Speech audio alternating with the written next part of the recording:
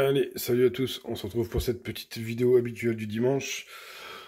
Comme d'habitude, on fera le tour de mon élevage et on commencera par les Messars Barbarus. Petite annonce, on verra d'ici ce que là on est à la 48e vidéo de cette série. Donc quand on arrivera à la 52e, ça fera un an qu'elle a commencé. Si je me trompe pas dans mes chiffres. Peut-être qu'on changera le titre pour la saison suivante, pour pouvoir différencier les deux saisons, mais ça on en reparlera en temps voulu. Certains ont pris l'habitude du titre que je mets sur mes vidéos. Donc on verra ce que vous en pensez et je sais pas ce que je ferai, on verra ça par la suite. Allez, on attaque le visionnage chez les Messars Barbarus. Donc on va retrouver beaucoup de couvains. Donc ici, on peut regarder aussi par ici un petit peu. Voilà, donc là on voit essentiellement des nymphes et des larves. Ah, bah ici on a un gros major qui est né vendredi. Parce que je l'ai pris en photo, je l'ai mis sur Insta, ça doit être vendredi je crois. Donc voilà. De toute façon c'est pas hier, ça c'est sûr. Donc il a toujours pas pris ses couleurs définitives, mais il commence à se foncer tout doucement. Ici on a aussi de belles nymphes, des belles larves. Donc tout va bien. Elles m'ont stocké un petit peu des graines dans les tuyaux. Hop, je vais dézoomer. Je les ai nourries et en fait un peu trop. Donc du coup, elles sont venues stocker un peu ici dans les tuyaux. Il y en a un peu ici dans ce nid-là, mon nom foutu aussi. Voilà, elles ont commencé à bien le salir. Voilà, j'ai réhumidifié ici. Mais comme on peut voir, c'est très humide. Donc décidément, parce que je chauffe pas cette étagère. Donc franchement, pour que ça fasse de la condensation comme ça sur la vidéo, c'est que le tapis chauffant qui est en dessous et qui maintient mes Crantatus à 25 degrés, chauffe forcément cette étagère.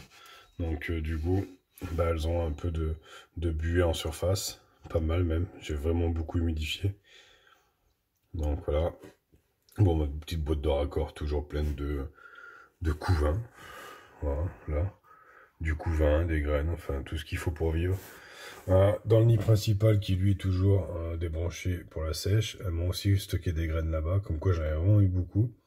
Et on va retrouver un couvain assez généreux dans plusieurs galeries. Ici, jusqu'au bout du nid.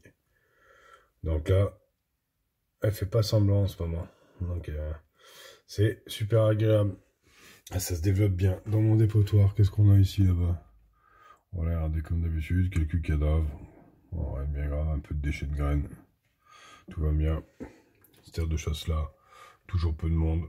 Donc je me dis que certainement je vais finir par l'enlever. Ça me fera gagner de la place sur cette étagère. Donc je vais voir. Si bien je m'arrangerai pour que les deux bouts de tube se rejoignent. Et je démonterai cette terre de chasse. On verra ça par la suite. Bon, tout se passe bien. Elle m'a encore ramené l'humidité ici. Donc voilà ce qu'il en est pour les Messars Barbarus. Allez, on descend chez les Cambo. Donc, hop, on découvre. Attendez, je remets ma sonde comme il faut. On va commencer par les Crantatus qui sont toujours au nombre de 15. Mais voilà, beaucoup de cocons, beaucoup de petites larves, quelques œufs. Donc tout se passe très bien chez elles. J'humidifie toujours le nid très peu.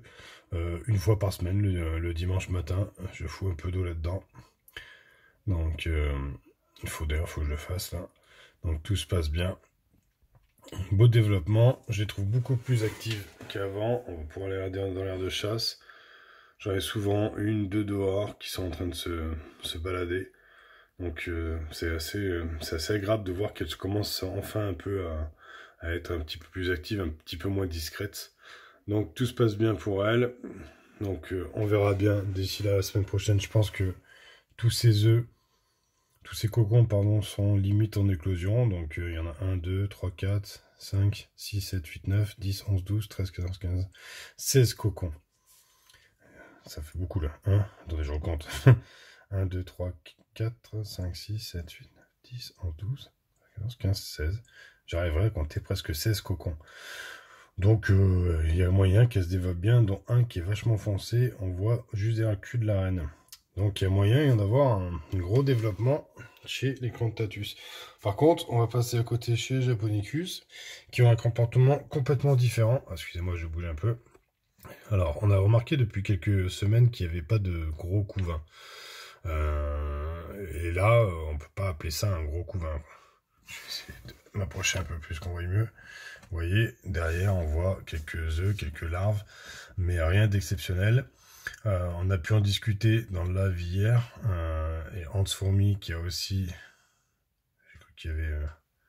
J'ai cru qu'il y avait des acariens. C'est quoi? C'est de la poussière sur la vitre? Ouais, poussière sur la vitre. On a pu discuter avec Hans Fourmi qui a aussi comment ça s'appelle?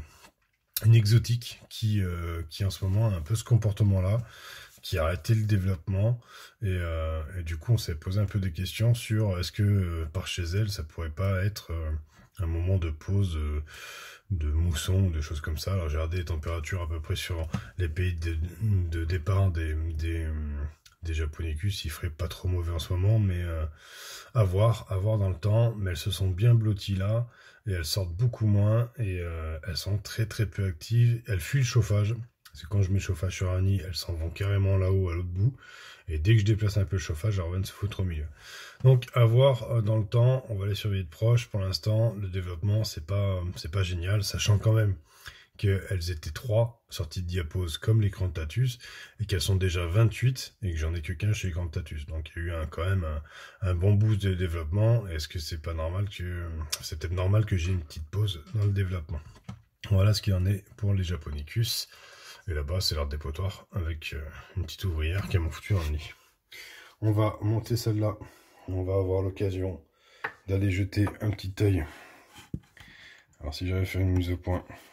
Hop, merci. Est-ce que je la conserve? Ouais. Un petit œil sur ma Latéralis, que j'avais nourri quand je l'ai capturé. On va pouvoir aller faire un tour sur ses œufs. Donc, hop, 1, 2, 3, 4, 5, 6, 7, 8, 9, 10, 11 petits œufs. On voit d'ailleurs qu'ils ont changé. On en voit un. Alors, voilà. Si tu te mets devant, ma mère, on voit plus tes œufs. Bah oui, t'as envie de les protéger, mais bon. Sur un dessus qui est complètement à droite, il est tout blanc. Et celui-là, il était ici dans le tube, là. Ouais, il est parti ici, encore tout à l'heure. Donc je pense que celui-là a dû être pondu il n'y a pas longtemps. Et les autres, si on regarde bien, en fait, on arrive à distinguer, j'allais dire jaune d'œuf. Si vous voyez ce que je veux dire, il y a une tache plus colorée, tache embryonnaire à mon avis, qu'on peut voir par transparent. Je vais essayer de zoomer, vous voyez. Essayez de pas trop bouger, on a l'impression de voir comme un petit embryon, et j'ai trouvé ça intéressant à vous montrer. Sinon, Magine est magnifique, toute petite, mais, enfin toute petite pour une corpo, mais je la trouve magnifique, elle est super brillante, en tout cas. Voilà ce qui en est, la Latéralis, pardon, se passe très très bien. Je vais la remettre au chaud parce que elle, par contre, elle me demande le chauffage. Alors je mets son tube ici, et j'avais, je sais pas si je suis en face, voilà, et quand je pose en fait le chauffage pour les Crantatus et Japonicus en faisant comme ça, hop, on voit qu'il y a la partie, pas l'humidité, qui est sous le chauffage parce que je sais qu'elle aime pas trop ça. Mais par contre, elle s'y est bien mise et elle est bien au chaud, vous voyez, sur le tube. Et quand j'ai le malheur de laisser une partie du tube à peu près non couvert par le chauffage, elle vient foutre les œufs contre la vide vers le chauffage. Donc voilà, ce qu'il en est pour la Latéralis. J'ai monté les Messrs Structor, on va aller faire un petit tour. Donc Messrs Structor, on va dézoomer. Donc l'abreuvoir, il faut que je le change. Un petit peu d'activité sortie du tube. Toujours au même endroit, mon stocker les graines. Voilà. On arrive sur la partie la plus intéressante. On commence à voir ici une nymphe avec les yeux. Donc ça c'est pas mal. Donc là, on a des minors et un petit média. Ici, on a la reine. Et c'est ça qu'on vient voir. Ici. J'essaie de zoomer un peu. Là, ça c'est une très très très jolie grappe d'œuf. Donc ça va très bien. Et si je regarde par-dessus, derrière, on a pas mal de larves. On a une autre nymphe avec les yeux. Mais en tout cas, on a une très belle jolie grappe d'œuf. Donc elle est toujours à côté, à proximité du chauffage chez les Crantatus. Donc ça doit l'aider à se développer. Et ce qui est pas trop mal. Donc voilà, je vais dézoomer, je la laisserai là, je l'arrangerai après pour pas trop vous faire de misère visuelle. Et on va descendre, faire un petit tour chez les Manica Arabida. Et ça tombe bien, regardez ce que je viens de trouver. Une petite Manica Arabida qui se balade dehors. Bon, on attendra qu'elle repointe le bout de son nez. Donc, activité toujours au taquet dans l'air de chasse, ça on a l'habitude. C'est pas un problème. Ah, ça y est, je la vois, elle est là. Attendez, je vais essayer de... Ah! Allez, viens, t'es où? Attendez, excusez-moi, j'essaie de vous mettre en visu. Bon, je la récupère après, elle se barre là-bas sous la boîte.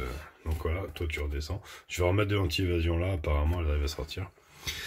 Donc, Manica rubida, donc tout se passe bien. J'avais fait un test, pensant que ça pourrait les intéresser, de leur mettre une petite boîte de raccord comme ça, avec un nid humide. Apparemment, à part venir et foutre leurs déchets dedans, comme on peut le voir, elles s'en foutent royalement. Donc maintenant, ça va être le plus drôle, ça va être tout débrancher et les sortir de là-bas dedans, parce que je vois que ça sert à rien. Donc voilà, on va aller dans le nid principal et celui qui restera leur nid. Hop, je me tourne. Hop, on va aller observer. Hop, le couvain. Donc ici, alors j'arrive pas à avoir une super mise au point. Dans le tube du milieu, on a tout ce qui est nymphes et grosses larves. Comme d'habitude, couvain séparé chez cette espèce. Voilà, là il faut que je les nourrisse. Quand on va descendre en bas, on a des larves d'un autre stade. Donc bien nourries, on voit bien. Et quand on va monter en haut, on se retrouve encore des larves d'un stade plus petit. Ici, on peut voir deux très belles... Enfin, il y avait une grosse grappe d'œuf qu'elle a divisée en deux. Donc voilà, on peut voir pas mal le couvain. Alors là, on a l'humidité. Donc, c'est pas mal. On va avoir une explosion de la population. Je vois, excusez-moi, je suis perturbé par moment, mais je vois l'autre là-bas qui se trimballe un peu partout. Hop, là voilà, la coquine, je t'ai eu. Allez, rentre à la maison. Pas forcément, si j'arrive, voilà. Hop, allez, rentre à la maison. Qu'est-ce qu'on a ici? Un petit cadavre qui se fait trimballer. Un dépotoir.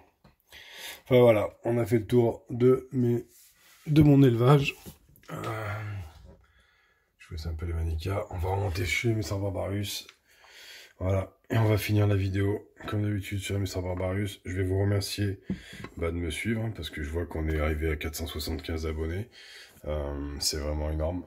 Voilà, j'ai beaucoup d'interactivité avec vous. Je sais que je vous le dis régulièrement, mais je pense que c'est dans cette passion-là, c'est ce qui est important, c'est l'interactivité avec les gens, le partage des choses. On apprend plein de trucs.